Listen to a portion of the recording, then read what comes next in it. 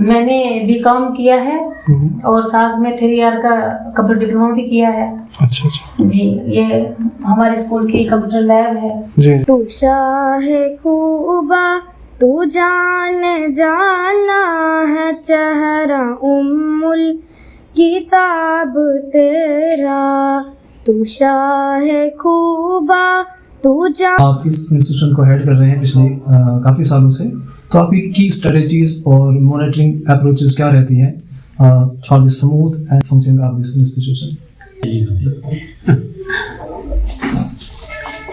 Indian کا plate form میں آپ کا خیر مقدم ہے. میں یاسر اور میرے ساتھ اس وقت بے حد خاص شخصیت ہیں, الوداع پبلک اسکول کے پرنسپل جناب شمس الدین اوانی صاحب. آئیے ہم ان سے پوچھتے ہیں, کچھ بات چیت کرتے ہیں اور اسکول کے حوالے سے ان کے پاس کیا ایکسٹرا آرڈنری ہے, کیا خاص چیزیں ہیں جو بچوں کو پرووائڈ کرتے ہیں اور جن سے آپ کو یہاں کے بچوں کو فائدہ ملے گا. اس سکول میں دنیائی تعلیم کے ساتھ ساتھ Now I would like to invite Sadia Anjum from class 4. Please come on the dais and say something.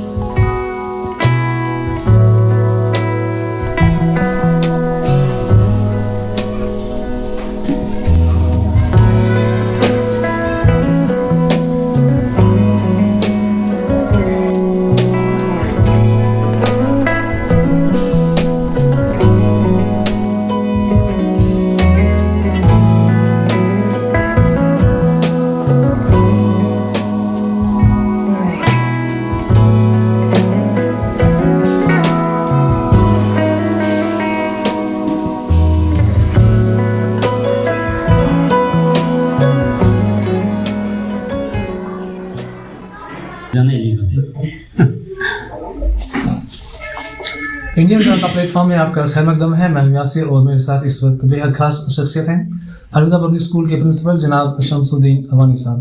آئیے ہم ان سے پوچھتے ہیں, کچھ بات چیت کرتے ہیں اور اسکول کے حوالے سے ان کے پاس کیا ایکسٹرا آرڈنری ہے, کیا خاص چیزیں ہیں جو بچوں کو پرووائڈ کرتے ہیں اور جن سے آپ کو یہاں کے بچوں کو فائدہ ملتا ہے یا ملے گا. تو سر آپ کا بہت بہت سواگت ہے میرے چینل پر.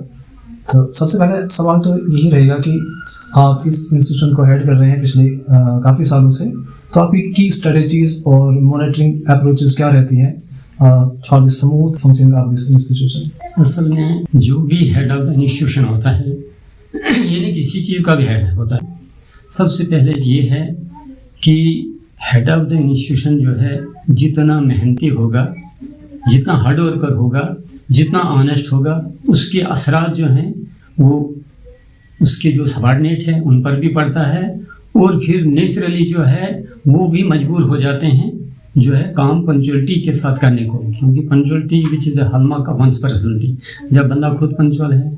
پھر رہا سوال یہ کہ جہاں تک ایڈمنسٹریشن کی بات ہے, اس میں سوبرلی جو ہے ہینڈل کیا جاتا ہے, کیونکہ power is not to made other submit but to give concrete and valuable suggestion. تب جا کے جو ہے جو نتائج ہوں گے, جو کنکلوژن آئیں گے ہمارے, تو وہ جو ہے فروٹفل رزلٹ لائیں گے.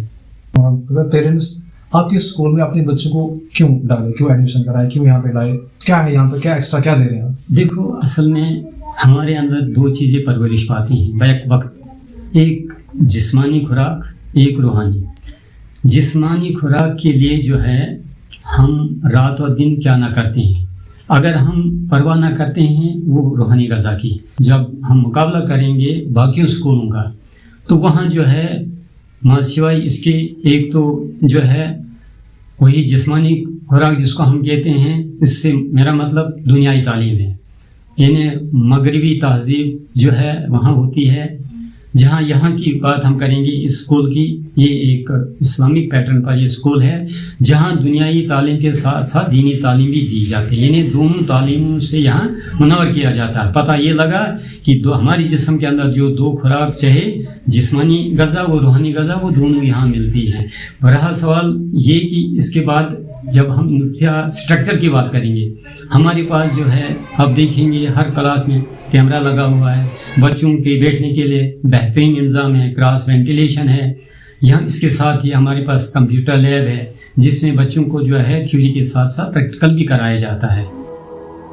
نہ کہیں سے دور ہے منزلیں، نہ کوئی قریب کی بات ہے، جسے چاہے اس کو نواز دے، یہ در حبیب کی بات ہے، جسے چاہا در پہ بلا لیا، جسے چاہا اپنا بنا لیا، یہ بڑے کرم کے ہیں فیصلے، یہ بڑے نصیب کی بات ہے، یہ بڑے کرم کے فیصلے، یہ بڑے نصیب کی بات ہے۔